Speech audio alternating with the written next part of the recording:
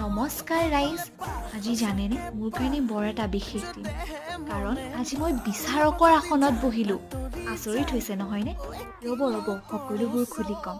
আচলতে গোলাঘাট ITI কলেজত আজি আছিল সাজপাৰ প্ৰতিযোগিতা, আৰু গোলাঘাট ITI কলেজত মোৰ চিনাকি দাদা এজনে কৰে।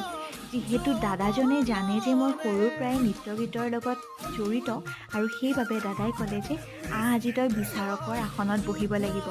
প্ৰথমতে মই ধেমালি বুলি ভাবিছিলোঁ, যিহেতু তেখেতে মোক বৰকৈ মাতিলে আৰু সেইবাবে তেখেতৰ অনুৰোধ পেলাব নোৱাৰি মই গ'লোঁ। কিন্তু তাত গৈ গম পালোঁ যে দাদাজন চিৰিয়াছ। বহুত ভয় লাগিছিল, কাৰণ মোৰ তেনেকুৱা জাজ হোৱাৰ এক্সপিৰিয়েঞ্চ নাছিল। যি হ'ব দেখা যাব বুলি বহি দিলোঁ বিচাৰকৰ আসনত।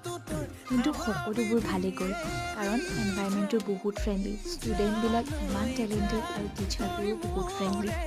গতিকে সিমানেই আছিল আজিলৈ।